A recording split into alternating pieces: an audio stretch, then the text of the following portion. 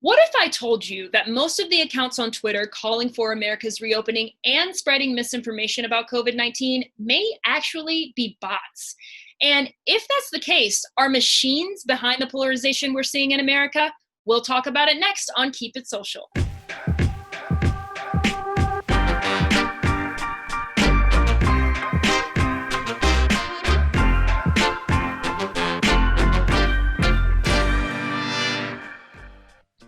What's up, y'all? I'm Paris, and this is Keep It Social, the show that brings our timelines to life. I'm here with my co-host, Terrence, and today's guest to take a closer look at the stories that caught our attention and yours on social this week. What's up, Terrence? How you doing? I'm doing well. I'm super cool. I know you see our brand new AC unit over here. We had to get something heavy duty because it's warming up outside. Right, it's warming up, but you're staying cool. Staying cool because I'm super cool. Super cool. You know it. Well, our show today is also super cool, so let's jump right into it. Let's do it.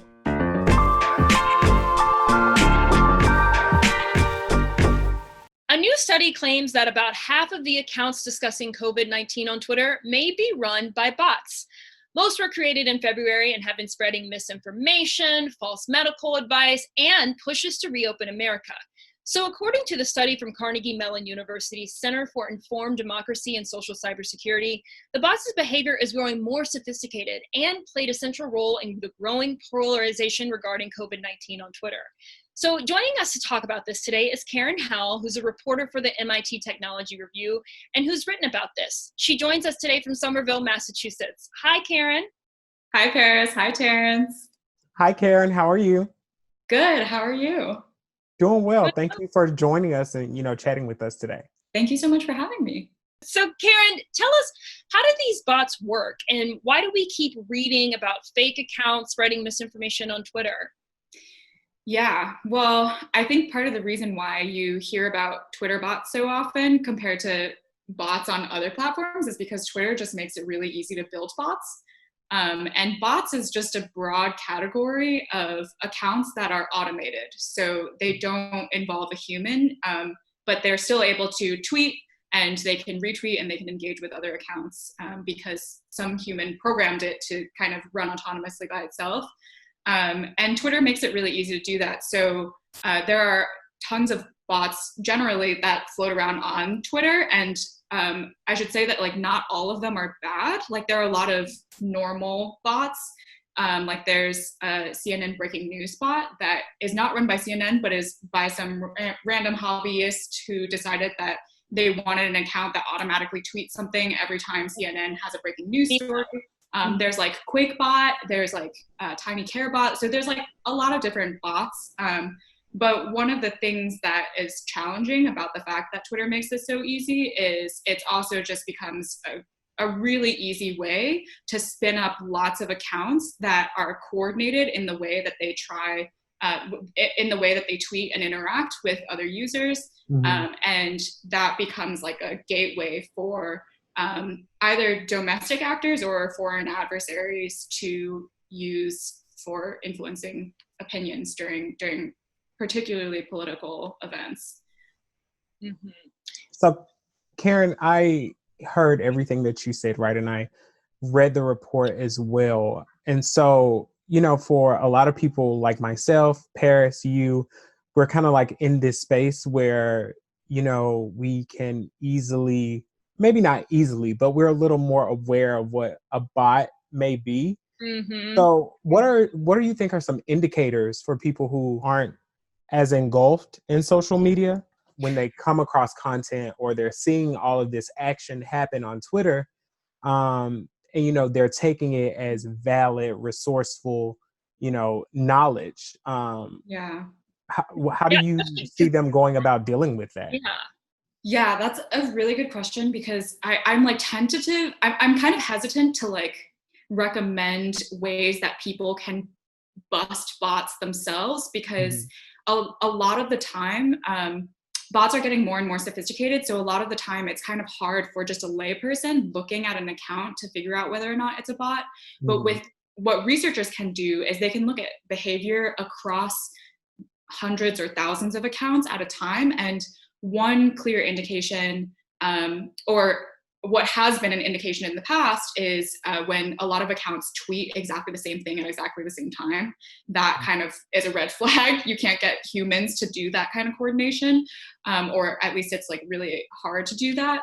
Another way that they kind of identify when if something is a bot is based on who they're connected to. So oftentimes bot accounts are connected to authoritative real accounts, and the purpose is to try and retweet that authoritative account and kind of fan out the message to real people in deeper parts of like the Twitter network. So there could be a lot of bot accounts surrounding President Trump, for example, and like anytime he tweets something, they all retweet his message and like fan the message out. Or it could be around like another president, like President Xi in China, retweeting the account and fanning it out. So it's kind of hard sometimes to really look at a single account and figure out whether or not that's a bot, because bots are getting more sophisticated, and like the way that people program their bots can sometimes be indistinguishable from a real account just on a one-by-one comparison. Gotcha. So it's interesting that you mentioned like the political aspect of this and how we see politicians spurring these bots and all of these army of tweets that comes. And so I guess I'm wondering from that, like if bots are doing this, and are they essentially instigating this divide that we've seen over things like reopening America or things like certain, preventative measures or cures for COVID-19? Are they kind of responsible for this polarization that we're seeing? I would definitely say that they are responsible for exacerbating the polarization, or as far as we know, the research suggests that these accounts, the reason why like these bots are created in the first place, or the motivation behind like why people would create these kinds of bots to spread as misinformation, is to polarize the public. And so what the researchers have seen thus far is like these kind of like coordinated misinformation campaigns are actually working on Twitter. It is successfully polarizing the public. But I don't think that these bot campaigns are in and of themselves enough to polarize a public if the public was like perfectly neutral from the beginning. It kind of needs to latch on to existing polarization and then exacerbate that, pull that apart, and play to people's emotions, play to people's differing values. So I wouldn't say that it's the literal source of this polarization, but it definitely has amplified what polarization we've seen in the past. Right. So it's basically throwing gasoline on a already pretty well burning fire. Yeah, that's a great metaphor. Right. If you don't have the fire, you can throw gasoline all you want and it's not going to do anything. But even with just like a few embers, you could immediately spark something way worse. Yeah. So I mean you can go ahead, Paris. You go first. Well, I was just going to note that just looking through the study, it's interesting. I mean, you mentioned earlier that the bots, it's not always bad stuff. I mean, and some of the things that the study has been looking at is these bots populating stories, everything relating from information or inaccurate information about the nature of the virus and like who's immune to it and who's not, to even good stories like the swans flocking back to this river in Venice, or like these elephants broke into this cornfield and drank all the corn wine and got drunk because everybody's social distancing. And so it's just striking. I mean, I think in any of these instances we see like good or bad, social media, good or bad. But I think in this case, it's really driving us. I mean, this is not a new thing. Like we've seen bots come about. We've seen this kind of inorganic activity on social media come up on the scene and start to divide us and really cause a lot of trouble. So yeah, I think what's kind of interesting about this particular study that was surprising to me is so the researchers have just started looking at the provenance of these accounts, like who is actually creating these accounts and where are they based. And typically with political events, the like common assumption is that these bots are being created by foreign adversaries, and like Russia or China creating these misinformation campaigns, spinning up these bots to try and just confuse the American public and potentially sway election results or potentially sway other just public opinion in general. But with COVID misinformation, actually a lot of it is coming from domestic sources, or at least that's what the researchers have seen thus far from their like early analyses. And that's kind of just like an interesting thing as well, that specifically with the Reopening America narrative, that is all coming from first originating from blogs that are US based, and those blog links are then being tweeted out and then like filtering through these bot networks into, you know, the feeds of thousands of people, real people. And that's kind of just like a weird, quirky, kind of disconcerting thing about like this particular COVID disinformation campaign. I can definitely see why reopening, like when I looked at the issues that were brought up in the research around COVID-19 reopening, you know, the country, I can see why those things would stem domestically, basically what you said. Because I just think about the narrative around COVID-19 in the US right now in comparison to a lot of other countries.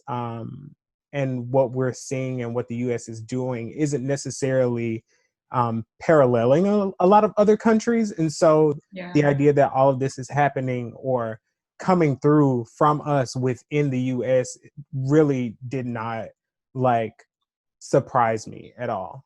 And I think most people may not be surprised as well, but I could be wrong about that.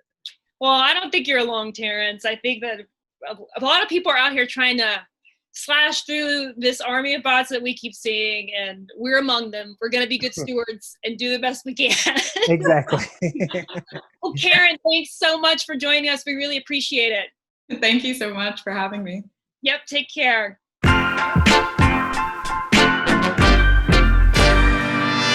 Well, that's it for us. For everyone watching, don't forget to like, comment, and subscribe to our YouTube channel and on social media.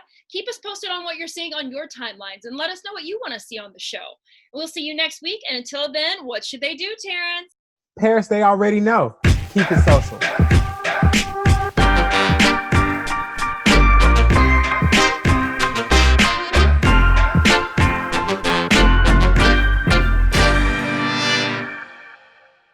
A production of WGBH.